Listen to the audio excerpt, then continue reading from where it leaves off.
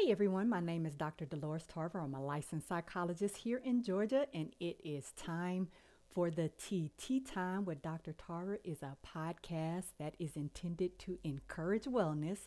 It is not meant to be a substitute for a relationship with a trained mental health professional. So June is LGBTQ Pride Month, and I wanted to do an episode today based on something related to the queer community. But if you will allow me to diverge from that, I want to take this time to instead focus on something else that is near and dear to me, and dedicate this episode to a young lady from my hometown who recently made her transition. She died this past week, and she had a very public battle with cancer, and she kicked cancer's butt, and we were so very proud of her in that journey.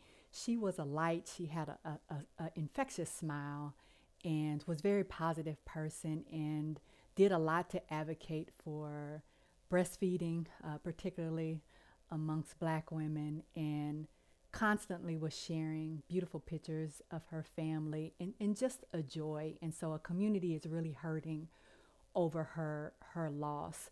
And I think that probably most of you have been affected in some way by cancer, and it is always hard when cancer comes back, and it ends up just kind of wreaking havoc on a person's body and a person's life. And so it did come back with a vengeance. But this episode, Conversations About C, Everybody Hates Cancer, is dedicated to Miss Teakley Weekly. So there's probably no one that hasn't experienced some kind of casualty related to cancer. Cancer just about wiped out the maternal side of my family, from breast cancer to brain cancer, ovarian cancer. And there's just been a lot of things that have happened in my family. I've lost several family members to cancer. I have a sister that just absolutely came through, survived a bout of breast cancer. And, you know, it is probably in every church, in every community organization, families, friends, in your work environments, where you have known people who have either survived and thrived, or who lost their battle with cancer.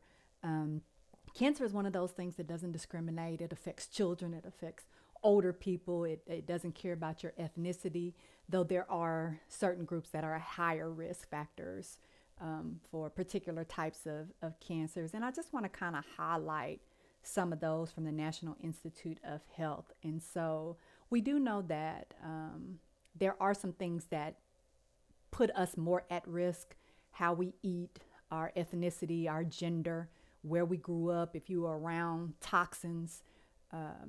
There have been several lawsuits in cities and states across the country where people have not realized what had been dumped into their backyards, or what was hanging over their heads, that increased their likelihood of cancer.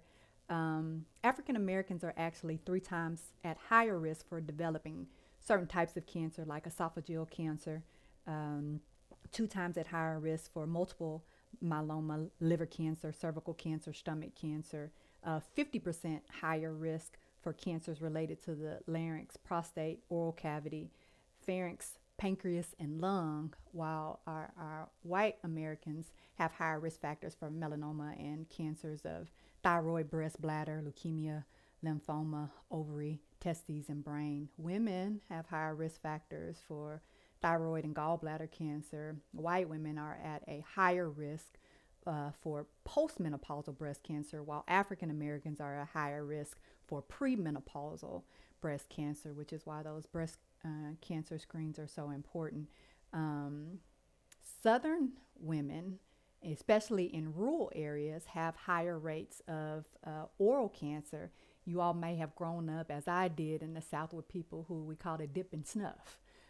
And so that was very common. And we see the baseball players also with the chewing tobacco risk is that get your risk factors up higher. Men have higher rates of liver cancer. And you know, of course, what we put into our bodies, we know that things are processed and hormones are added and things to make stuff prettier and bigger, right? So that also affects us women. Hormones that we take, like I said, environmental exposures, use of tobacco products and alcohol, in addition to what we ingest, you know, just in terms of everyday things like you put deodorant, powder, things that we're learning now put us at higher risk for cancer.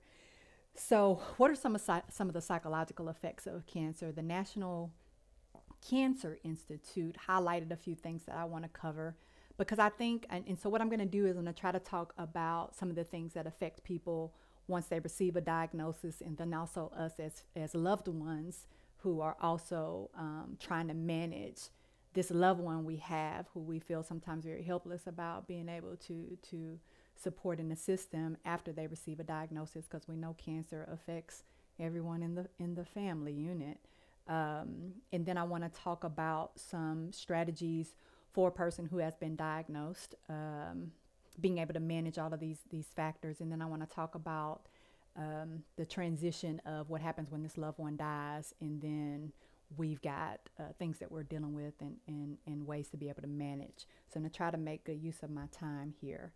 So as one can imagine, it is a large emotional response to hearing the words, "We found cancer," when we did your scan, right? Or your tumor markers are up. Some people are on this cycle of every 3 months going back to see a provider because they had a previous incidence of cancer. Some of us are doing preventative things because we have a family history of cancer and we know that our risk factors are high. People have to make decisions about if they want to have surgeries to remove certain things to decrease their risk factors. And so you can be just on an emotional roller coaster, receiving a diagnosis again after you've recovered, hearing about other family members getting a test and recognizing like, okay, my risk factors are high. And so it is understandable that you would be overwhelmed. And I think the first place we go to, of course, is what happens if I die?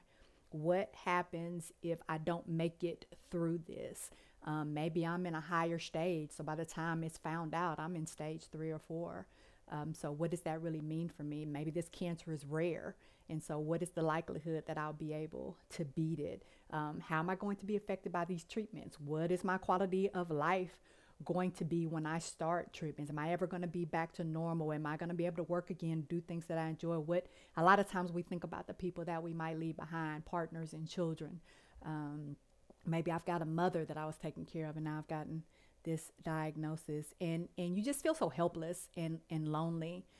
The person with the diagnosis and family members, we feel helpless and lonely too. What does this mean for the family unit? It can be very scary for children to learn that their parent or parents may have cancer, or grandparents, and there's just this lack of safety because you just feel like everything was taken away from you. And so when you hear that expression, that statement, you have cancer, it is very common for people just to be in shock, like you just are numb. You can't believe what you heard. I think those are the most feared words. That's why we call it the big C, right? Nobody wants to talk about that. That is sometimes why people end up, by the time they find out they have cancer, they're so far along in the stages because they took so long to go to the doctor, because we're afraid. Nobody wants to go and hear those words. And so I think one of the ways that we try to manage that fear is that we just don't go, right? So if I don't know, in our minds, that means it can't happen. And so sometimes we're at too late a point for intervention by the time we go, and then there's that realization. It's like you feel like you're in a dream. And I think sometimes we wake up and we're like, okay, did that really happen? Maybe that didn't happen. Maybe that was a nightmare. And sometimes we may want to get another opinion. That's very common too. Like, let me make sure this is accurate. Sometimes that's for disbelief, but sometimes we just want to be certain. Anger, why me? Mad at God. I think we internalize some of that anger. What did I do to deserve this? You feel like you're being punished. You start thinking back over your life. If I had made a different decision, maybe I didn't need to get those scans. I put myself at higher risk. All the things I heard about microwaves growing up, maybe I stood too close to the microwave too many times. You just immediately go to that place of, okay, clearly I must have done something to deserve this. And you can have that resentment grow towards yourself about, like, I did something to mess my life up in some kind of way, or what am I doing to my family? And being angry at yourself about that, the expenses that are associated with cancer treatment, that becomes something that we can get very angry and frustrated about. Fear and worry, of course, like definitely as we talked about. I mean, you're scared. What's going to happen? You can just be in panic, feeling very helpless, and you get these treatment options. Do I want to go through chemo? Do I want to go through radiation? Do I want to get something removed to reduce the risk factors? Am I going to be in significant pain during this? Am I going to be able to handle all? If you've ever experienced cancer or known someone with cancer, and getting ports put in and blood draws and weekly cancer treat. I mean, it's a very involved process, and I think that we are so afraid of being able to handle that because it feels like so much, because it is a lot for our bodies to be able to manage that aggressive type of treatment. Things that we think about. Am I going to be able to take care of my family? Am I going to be able to take care of myself? I can't work. How am I going to be able to support them if I'm not able to? And of course that fear of dying, which is normal. I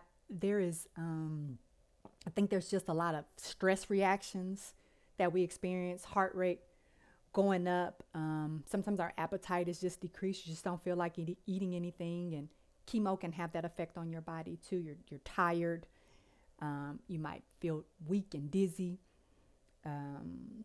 They're just not at rest, just kind of a constant state of maybe somewhere between agitation and restlessness, not having the ability to concentrate in the same way.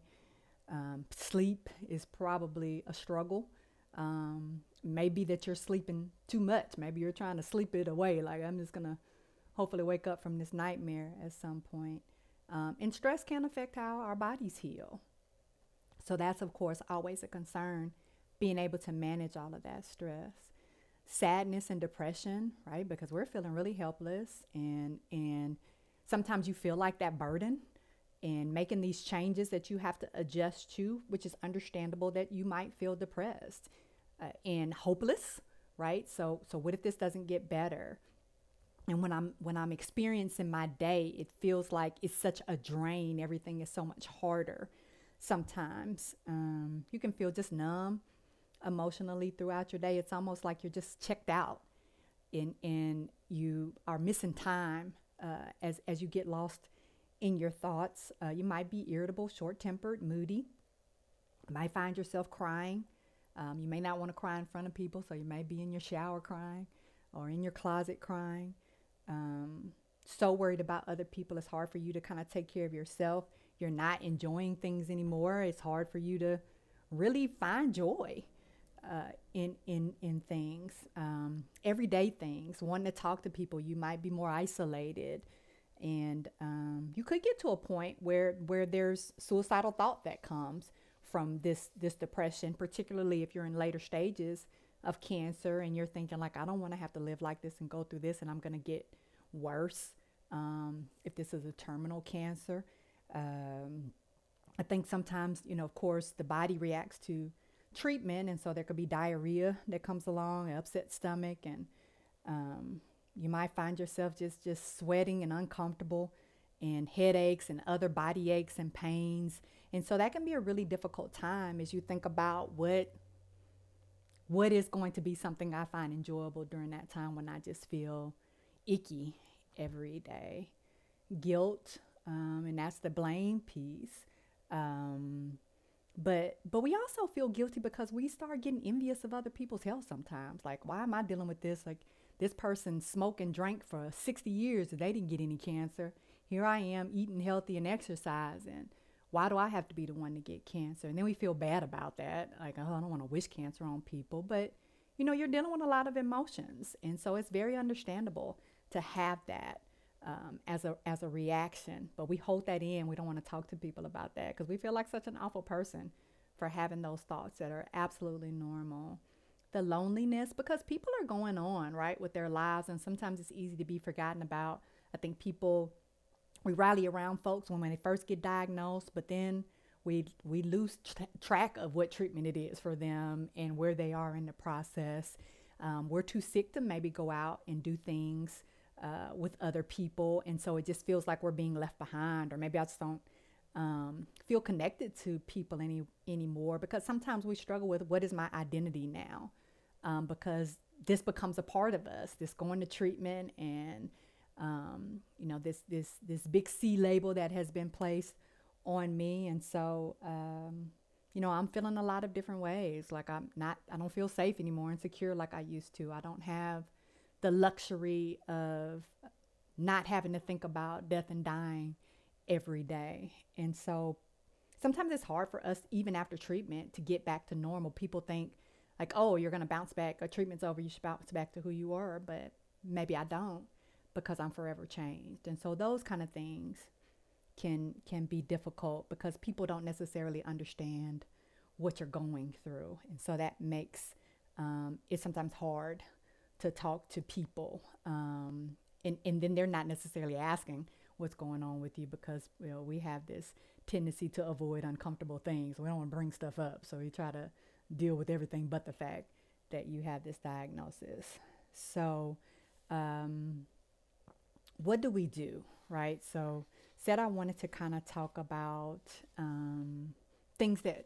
strategies to manage once we receive this diagnosis, and then strategies for family members to support loved ones and friends, co-workers who have been church members who have been diagnosed, and then how we deal with the aftermath of losing someone to cancer. So it's always important for us to understand what we're going through. Information helps our brains be able to settle in terms of our anxiety about stuff.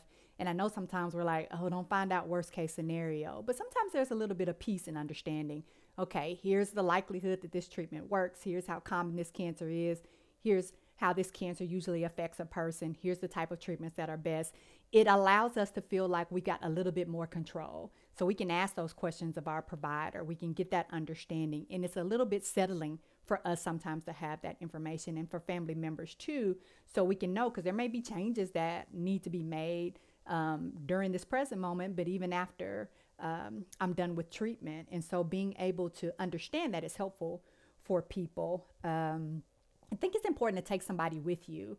This is not something you want to be doing on your own. And a lot of times people don't want to feel like a burden, or they're afraid for people to know their personal health information. But I do encourage you, because when you're hearing that information, it's a lot to process. So even if someone just goes to take notes, they don't even talk, you do all the talking, but they take the notes.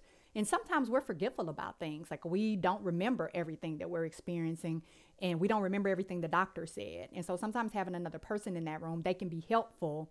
You get in a position, you're like, I know the answer to that, but I can't think of it right now because I'm just so overwhelmed. And then this person can help and sometimes provide meaningful information, particularly as you're talking about managing different medications. Finding meaningful, purposeful activity, because even as you're tired and you're dealing with treatment, it is important for you to find something that you feel like you're doing daily. Because that allows you to be able to put your focus on other stuff. And we need something in between digesting the diagnosis and dealing with the treatment to be able to manage. So that's when doing that purposeful activity, it doesn't have to be a big thing. It may be a small thing. Maybe you're reaching out and calling people and checking on people, just wanting to feel useful, because I may not be able to have the physical energy to get up and do much, but maybe I'm able to have a brief conversation. You just find the ways that or have people come in and listen to their day, or whatever it may be that you can tolerate. Utilize that support system. A lot of times we do withdraw because we're managing all of these different emotions. That's when that support system can really, really be helpful. I think it's really important that we have hope, right? Because you're dealing with so many different emotions and concerns. And hope can be really, really helpful, not only after I've accepted this diagnosis and I'm moving forward in this grief cycle, but thinking about the possibilities of things I can do as a survivor. There have been millions of people who have survived cancer. We are the furthest along we have been in the treatment of cancer. Cancer treatments have gotten to the point where they're not all as intrusive as they used to be. And so those kind of things can be really helpful in terms of, hey, I can beat this thing, right? Hope is very healing. But then also plan your days. If you're able to, whatever you're able to do, and you have to listen to your body, right? That's very important. But what you're able to do, do it. Plan your days as close to what you used to do as possible to give you that structure and give you that, again, that hope of things can get back to normal. And you don't have to limit yourself necessarily because you have cancer. Like, I think sometimes we feel like I don't want to get too excited. I don't like we're gonna shake the cancer up in there. But do as much as you're able to do. That's important because that allows your body to be able to help you fight, right? So it needs some resources too. So when you do things you enjoy and you get out and you have a routine and you interact with people, like that kicks up those endorphins, that allows you to be able to fight and heal. And think like, hey, today I don't have a lot of energy, but I sure did enjoy yesterday, right? So that allows you to be able to have those things that you can look forward to and think about on those tougher days. Look for reasons to have that hope. Write them down. Talk to other people about them. Spend time in nature. Nature can be really healing. Sometimes our feet just need to touch the earth. Reflect on your spiritual and religious beliefs. Listen to stories about other people who have survived cancer and are leading active lives. That can be important in your healing. Gratitude, right? The little things. Sometimes we forget about those little things. Going places you haven't been, trying foods you haven't tried, or enjoying different foods. You can cook them or somebody can cook them for you. Spend time with your family and friends. Heal some of those relationships that you don't even remember why we're upset with each other. It might be a good time to revisit that and mend some of those things. Pray, meditate, reflect, go to a live sports event. You know, going back to things that you used to enjoy that you haven't been able to do can be really helpful. Like, hey, these are things I don't want to have regrets about.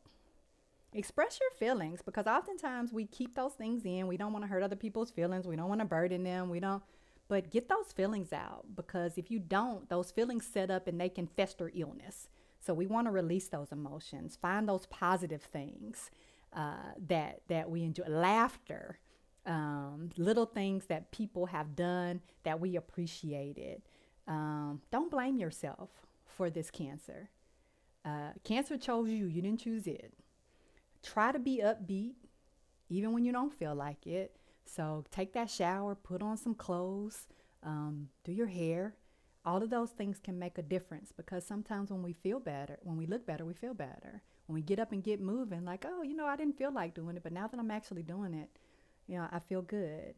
Relax as much as you can in healthy ways, but be active too, right? As much as you can, be active, move around, help that body get back to its healing, and find the things you can control. Like, hey, I can control being the healthiest person I can't control this cancer.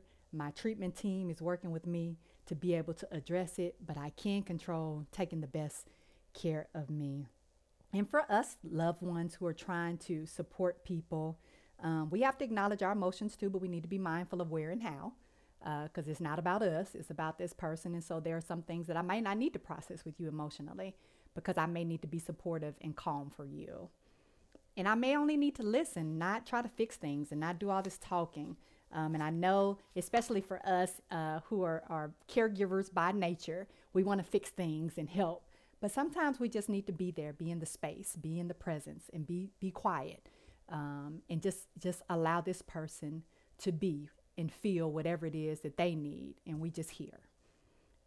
We are going to have a range of emotions, and so are they. And so we need to be understanding about that, that irritability isn't about me, that these mood swings are not about me. But I want to be as supportive and empathetic and understanding of you as I can. This is not the time to fight. We like to address conflicts when folks are down, right? So that's not the time. Whatever conflicts we had, we put those on hold. Let's get through this healing and be able to focus on making sure you have what you need. So if conflicts are happening outside, then that's where they need to stay. They don't need to come in here with this person who is fighting enough with this cancer. We unfortunately do have to have those difficult conversations. End of life planning. What happens? This cancer has progressed to the point where treatment options are not going to be effective. What's your desires? You want a funeral? You want a memorial? Is your will in place? Do you have an advance directive? Do you have an attorney to manage estate planning? These are the things that we often don't want to deal with. And then when something happens, we're not prepared. Have those conversations. That doesn't mean that you don't have hope, but we also have to be realistic, right? We want to be a combination of positive and realistic, because the truth is everyone does not survive cancer, and that is tough for us, but we have to face that too. And we don't need to pretend with this person and be Pollyannish that we're not at this place in this discussion. If you're far away, reach out, call, text, video, send things in the mail, supportive things, gifts. People like gifts, send food. Sometimes just a caring gesture of, I remember when I lost my mom, a friend came over to just wash clothes for me, and I was so grateful because I just didn't have it. And sometimes we just need to give people a list of things, like, hey, of these things, what can I help you with?